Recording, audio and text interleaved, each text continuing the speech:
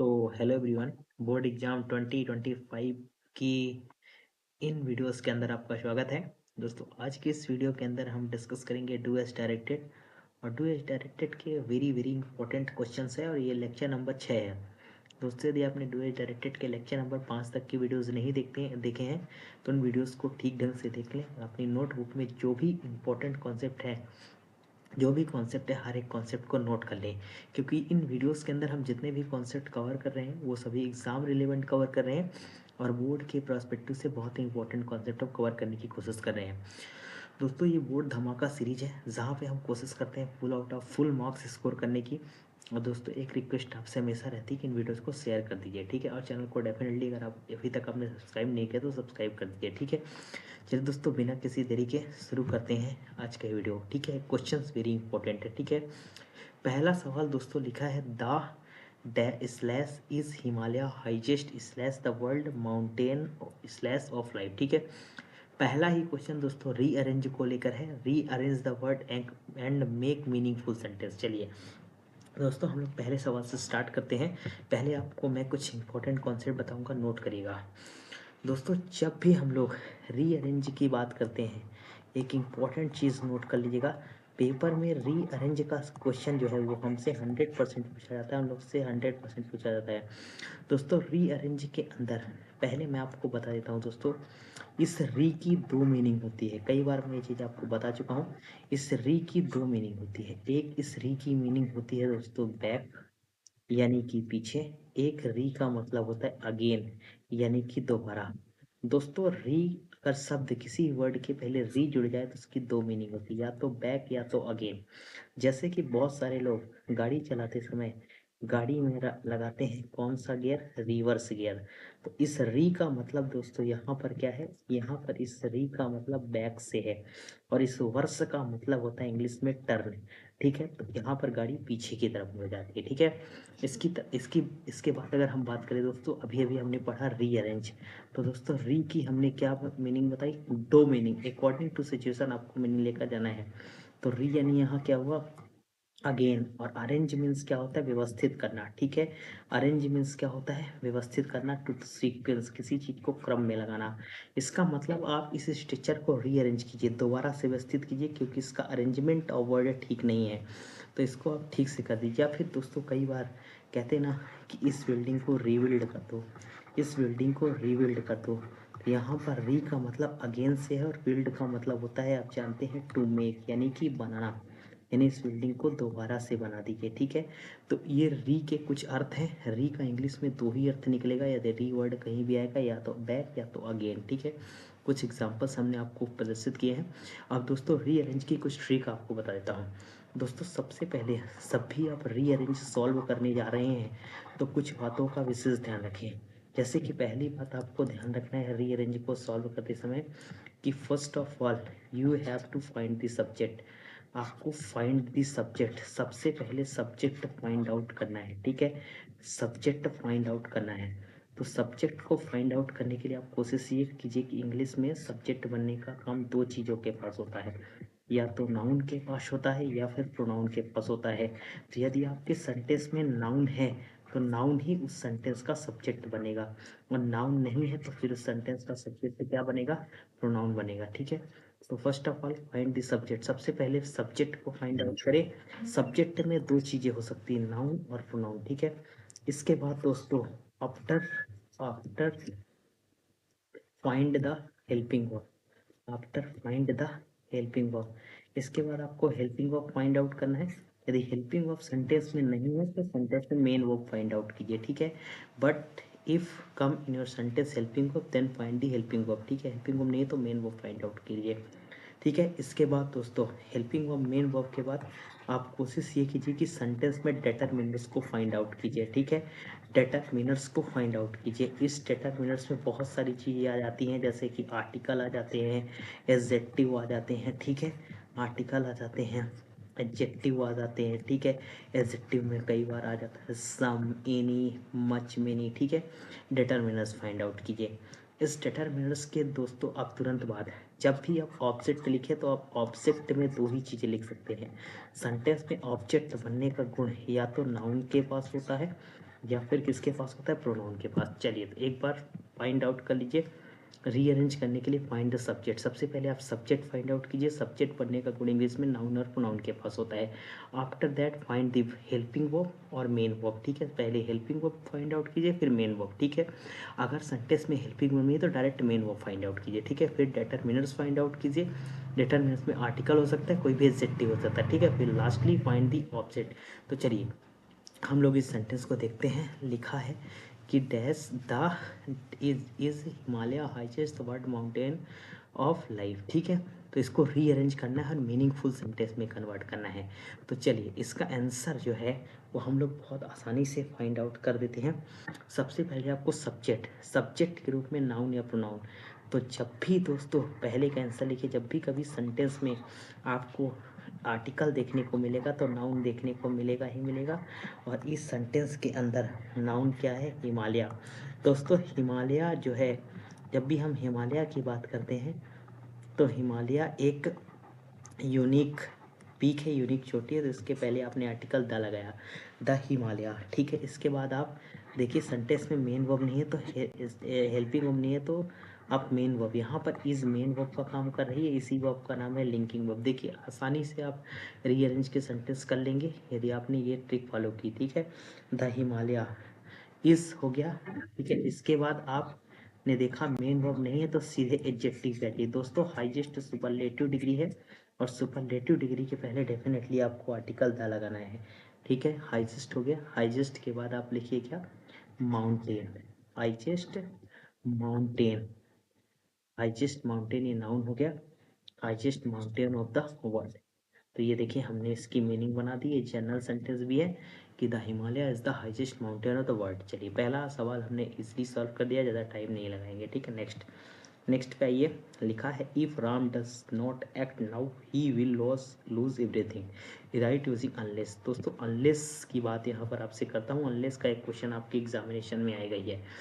तो concept number second लिखिए। जब भी यहाँ पर थोड़ा सा मैं इसका कलर चेंज करता हूँ, फिर चीज़ों को डिस्कस करता हूँ, ठीक है। दोस्तों जब भी हम अनलेस की बात करते हैं तो अनलेस का मतलब, अनलेस पहली बात जान लीजिए, अनलेस एक निगेटिव वर्ड है। अनलेस एक निगेटिव वर्ड है और ये पहले से ही निगेटिव है तो इसके साथ आपको नॉट का यूज इंग्लिश में नहीं करना है, ठीक है।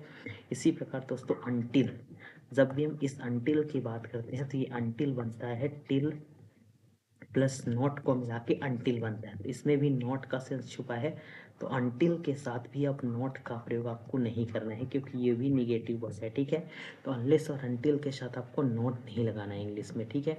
अब एक बात समझना है आपको, ठीक है। एक बात ये समझना है कि अनलेस का मतलब होता है दोस्तों, अनलेस का मतलब होता है यदि नहीं। अनलेस का मतलब होता है यदि नहीं। ठीक इसी प्रकार दोस्तों इफ नॉट का मतलब भी होता है यदि नहीं। लेकिन ये नियम कहता है कि नॉट सेंटेंस में कभी अकेला नहीं आता, नॉट हेल्पिंग वर्ब के साथ आता है। तो जब भी आपको इफ के स्थान पर अनलेस लगाना है तो एक बात का ध्यान रखना है कि आप अनलेस के साथ आपका सेंटेंस निगेटिव नहीं होना चाहिए। आगे वाला पार्ट निगेटिव हो सकता है बट अनलेस के साथ निगेटिव नहीं होना चाहिए। तो इफ के स्थान पर हमें अनलेस लगाना होता है। तो चलिए इस सेंटेंस को हम लोग कर लेते हैं। आप सेंटेंस को देख लीजिए, if Ram does not act now he will loss everything. चलिए इस सेंटेंस को सॉल्व करने की कोशिश करते हैं। तो सबसे पहले हम क्या लगाएंगे, तो दूसरे का आंसर लिखिए। सबसे पहले हम लिखेंगे अनलेस। तो इफ के प्लेस पे हमने अनलेस लिख दिया, ठीक है, अनलेस। इसके बाद हम सब्जेक्ट को एज इट इज रहने देंगे, अनलेस राम, ठीक है। इसके बाद इसकी हेल्पिंग वर्ब लिख देंगे राम। राम सिंगुलर सब्जेक्ट है, प्रेजेंट इंडेफिनिट टेंस है तो मेन वर्ब में या सी एस का प्रयोग करेंगे। इफ राम एक्ट्स नाउ, ठीक है, इफ राम एक्ट्स नाउ। इसके बाद आप दूसरा सब्जेक्ट लिखेंगे ही विल। इसके बाद आप दूसरा सब्जेक्ट लिखेंगे he will loss everything, he will loss everything, ठीक है। तो ये बहुत आसानी से सेंटेंस बन चुका है कि यदि राम एक्ट समय से एक्ट नहीं करता है, यदि राम अब एक्ट नहीं करता है तो ही विल लॉस एवरीथिंग, तो सब कुछ खो देगा, ठीक है। तो ये सेंटेंस की मीनिंग भी बन गई। तो दो सेंटेंस का आंसर हमने कर लिया। चलिए थर्ड पे चलते हैं हम लोग। पहले आप खुद से ट्राई किया करें, ठीक है। We will leave as soon as the taxi arrives. दोस्तों ये सेंटेंस प्रेजेंट इंडेफिनिट का है। अब यहाँ पर एज सुन एज के स्थान पर हमें क्या यूज करना है, नो सूनर देन, ठीक है। इसका मतलब यहाँ पर हम नो सूनर डच के साथ जाएंगे। ठीक है, मैंने आपको पिछले वीडियो में नो सूनर बहुत अच्छे से बताया है। इस वीडियो में मैं इसको, आप पहले ट्राई करने का कीजिए, इसके बाद मैं इसको सॉल्व करता हूँ। ठीक है, नो सूनर का एक कॉन्सेप्ट 12th के एग्जाम में आ सकता है, 10th के लिए भी इम्पोर्टेंट है। ठीक है, तो सबसे पहले आप यहाँ लिखेंगे क्या, no sooner, no sooner does. S की जगह यह लगाना, क्योंकि प्रेजेंट इंडेफिनिट टेंस है, सिंगुलर सब्जेक्ट है, तो हम डच लगाएंगे, नो सूनर डच। ठीक है, अब यहाँ पर नो सूनर डच के बाद आप लिखेंगे द टैक्सी, इसका सब्जेक्ट लिखेंगे, the taxi arrive, the taxi, क्योंकि डज आ गया तो मेन वर्ब की कौन सी फॉर्म आएगी, फर्स्ट फॉर्म, टैक्सी अराइव। ठीक है, फिर इसके बाद नो सूनर देन, तो यानी कि देन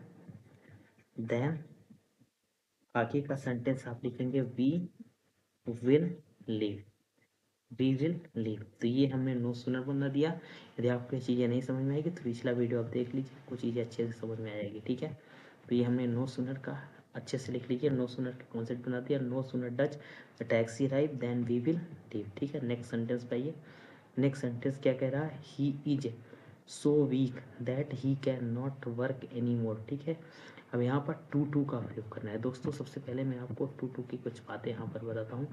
क्वेश्चन नंबर 4 है, जब भी हम इस शो दैट की बात करते हैं, सो दैट, और जब भी हम इस टू की बात करते हैं, तो इस टू की जगह सो दैट या सो दैट की जगह टू। पहली बात तो ये निगेटिव इम्पैक्ट डालता है, इसका मतलब होता है मोर देन रिक्वायर्ड, यानी ज़रूरत से ज़्यादा। इसका मतलब होता है मोर देन रिक्वायर्ड, यानी कि ज़रूरत से ज़्यादा। ठीक है, मोर देन रिक्वायर्ड यानी कि ज़रूरत से ज़्यादा। ठीक है, टू तो ये निगेटिव कैटेगरी का वर्ड है, निगेटिव एडवर्ब है, निगेटिव मीनिंग देता है। ठीक है, चलिए, he is so weak that he can not work any more. ठीक है, अभी इस सवाल को बहुत आसानी से हल किया जा सकता है। सो की जगह आप टू लगाएंगे, TOO। तो जब आप इसको बनाने लगेंगे तो ये सेंटेंस बनेगा, ही इज़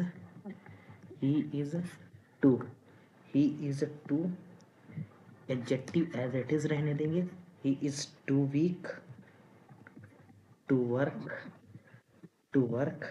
इसके बाद आप सेंटेंस को लिख देंगे एनी मोर। तो ये सेंटेंस बन गया, he is too work, he is too weak to work any more, he is too weak to work any more. ठीक है, चलिए नेक्स्ट सेंटेंस पे चलते हैं।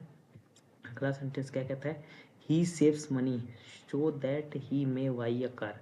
यहाँ पर आपको नॉन फाइनाइट क्लास का यूज करना है दोस्तों। नॉन फाइनाइट की जब भी हम बात करते हैं तो नॉन फाइनाइट में बेसिकली, नॉन फाइनाइट एक वर्ब होती है, थोड़ा सा समझ लीजिए। नॉन फाइनाइट क्लास में इसको कन्वर्ट करना बहुत इंपॉर्टेंट क्वेश्चन है। नॉन फाइनाइट के अंदर दोस्तों हम यूज़ करते हैं सिरंड, या फिर हम यूज़ करते हैं इन्फिनेटिव। दोस्तों जब भी हम सिरंड की बात करते हैं तो जिरंड होता है मेन वर्ब की फर्स्ट फॉर्म के साथ, मेन वर्ब की फर्स्ट फॉर्म के साथ लगा ING जब नाउन का काम करने लगे तो उसका नाम होता है क्या, सिरंड। और दोस्तों टू के साथ लगा V1, टू के साथ लगा V1 जब नाउन का काम करने लगे तो इसका नाम क्या होता है, इन्फिनेटिव। अब कह रहा है कि बहुत आसानी से अब इसको बना सकते हैं।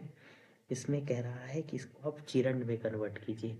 तो देखिए, इसको चिरंड में नॉन फाइनाइट में कन्वर्ट कीजिए, कह रहा है नॉन फाइनाइट क्लास में।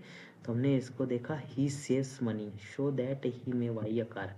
तो चलिए इसको नॉन फाइनाइट में कन्वर्ट कर देते हैं बहुत आसानी से, नॉन फाइनाइट क्लास में।